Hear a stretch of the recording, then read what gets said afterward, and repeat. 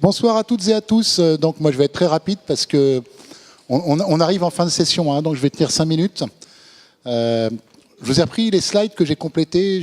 Certains d'entre vous, et pas mal, étaient là lors du lancement du Fab Lab. Donc je vous ai fait un premier retour en janvier sur comment va démarrer le Fab Lab qu'on a ouvert en novembre. Donc le Fab Lab, je vous rappelle, c'est SoFab. C'est un projet de Télécom Valley par Télécom Valley et géré par les équipes de Télécom Valley. Et je voulais vous faire un petit retour sur maintenant 8 mois après, qu'est-ce qui s'est passé, qu'est-ce qui ne s'est pas passé, où on en est et comment on va se développer. Donc j'en ai à peu près pour 4-5 minutes. Et ensuite, Julien vous pitchera tous ces objets connectés que vous allez voir pendant le cocktail. Donc 1 minute par objet connecté et vous allez pouvoir vous rafraîchir dehors, ce que tout le monde attend. Donc, j'ai passé très rapidement sur les premières slides qui sont celles du lancement du Fab Lab. Donc, les objectifs, c'est quoi? C'est un projet qui a été incubé 24 mois chez Télécom Valley. C'est un porteur. On n'a pas porté seul, on s'est fait aider et on continue à travailler avec l'Université de Nice et Pobot. C'est pour combler un manque sur Sofia, où il nous manquait un outil un peu ludique, mais semi-industriel pour prototyper rapidement, et pour faire le pont entre les électroniciens et les gens qui font du software.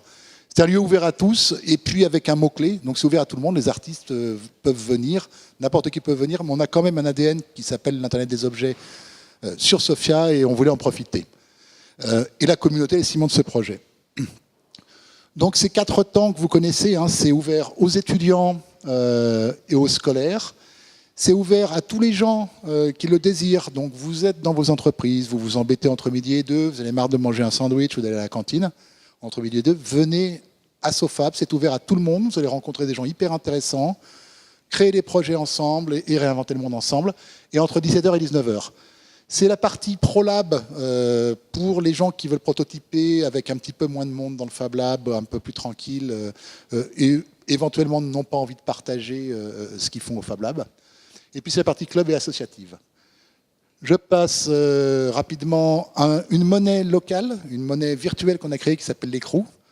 Donc en fait, de base, au Fab Lab, tout se paye, sauf si c'est quelqu'un d'autre l'a payé à votre place. L'écrou, il permet 2 choses. Il permet de démonétiser les transactions. Donc ce que vous achetez au Fab Lab, c'est un temps d'imprimante 3D, ça vaut tant d'écrou. Un temps de découpeuse laser, ça vaut tant d'écrou. Une formation Arduino, ça vaut tant d'écrou. Ça permet aussi de récompenser notre communauté. Donc les gens qui s'investissent dans le Fab Lab, qui donnent des conférences, et vous verrez qu'on a un programme, on a une mini-conf tous les vendredis midi, gagnent des écrous qu'ils peuvent dépenser sur des découpeuses laser. Les gens qui aident des projets, qui aident des enfants, gagnent des écrous. C'est une partie aussi de récompenser notre communauté. On aimerait dans l'avenir sortir un petit peu cette monnaie, une fois qu'elle sera bien en place sur le Fab Lab, la sortir un petit peu en dehors, je ne sais pas, sur un territoire comme la Casa, et en faire une monnaie d'économie circulaire, enfin, essayer de le sortir sur les campus, par exemple, pour les coachs qui aident leurs collègues d'une année d'avant, etc. Voilà. Donc Fab Lab a ouvert il y a 8 mois, début novembre, et ça bouge assez vite. Vous voyez les chiffres de fréquentation du Fab Lab.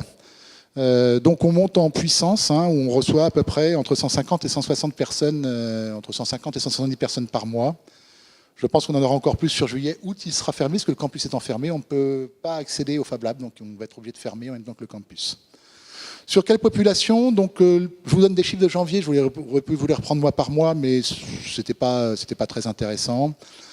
On retrouve beaucoup de gens en Open Lab, donc des gens qui entre midi viennent partager, viennent faire des projets perso, viennent faire des projets de création d'entreprise. On retrouve pas mal d'EduLab et on démarre du ProLab. Alors, il n'y a pas beaucoup de fréquentation, mais c'est des gros projets, parce que c'est des projets semi-industriels, c'est des projets de société, en fait. Après un démarrage timide, on commence à voir des étudiants. On a d'abord vu leurs profs, et maintenant on voit les étudiants. C'est une bonne nouvelle, parce qu'on est quand même au milieu des locaux de Polytech. Ce serait dommage que les étudiants ne puissent pas profiter d'un outil comme ça. Et puis, on voit arriver des populations un petit peu différentes. Donc, on a accueilli des CE qui venaient, en tant que CE, acheter des écrous pour les gens de leur société. Et on a 3 ou 4 CE là, sur lesquels on va monter des choses assez intéressantes pour, au départ, prototyper au Fab Lab et pourquoi pas créer leur propre Fab Lab chez eux et qu'on les aide à monter leur Fab Lab en interne au sein de leurs entreprises.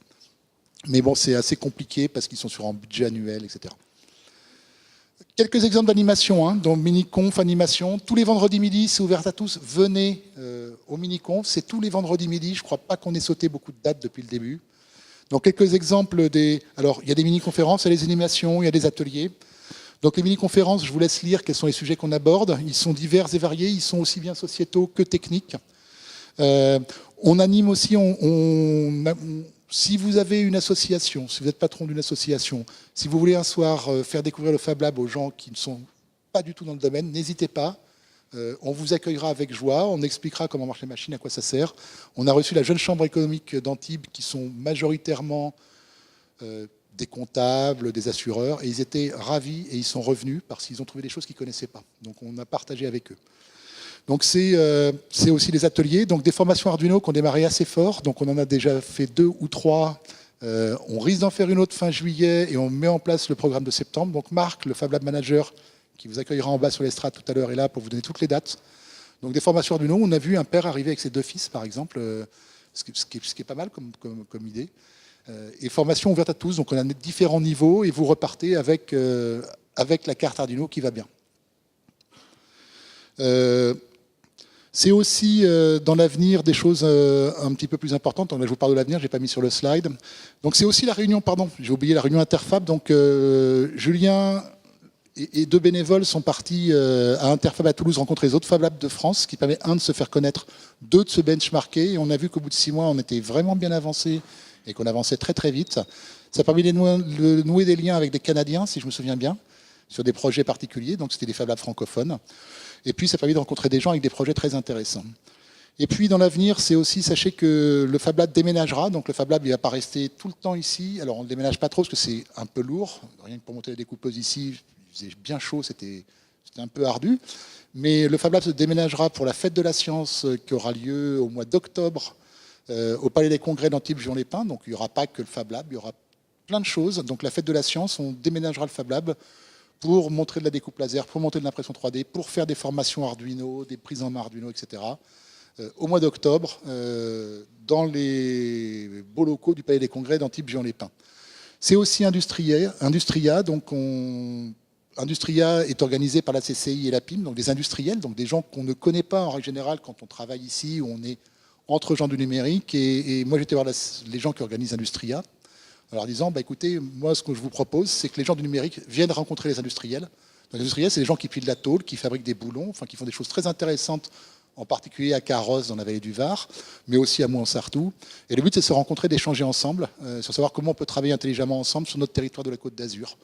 Et je pense qu'il y a des opportunités intéressantes. Donc, le 18 et 19 novembre, le Fab Lab déménagera, on animera des confs et on fera une animation au sein d'Industria pour essayer de sortir de nos zones de confort, de gens qui connaissent bien le numérique, mais on ne sait pas ce qui se passe à côté. Je pense que c'est important de rencontrer des gens qui font d'autres métiers et l'industrie est en train de se passer au numérique très très rapidement. Comment participer à ce Fab? C'est très simple, c'est de contacter le Fab Manager, c'est de vous rendre sur les sites web, de vous rendre sur la page Facebook, donc sofab.tv ou la page Facebook. Il y a à peu près un article qui sort tous les jours sur la page Facebook, donc il y a un peu de contenu, il y a des photos et ça va vous donner une idée de tout ce qui est fait au Fab Lab. On en a quelques exemples en bas pendant le cocktail. Il y en a plein d'autres qu'on n'a pas pu faire venir parce que c'est des centaines et des centaines de projets. Et puis tout ça, c'est possible grâce aux aides des gens qui nous subventionnent parce qu'on n'est pas autonome financièrement sur le sujet. Donc grâce au conseil régional, au conseil départemental et à la CASA. Voilà, j'en ai fini.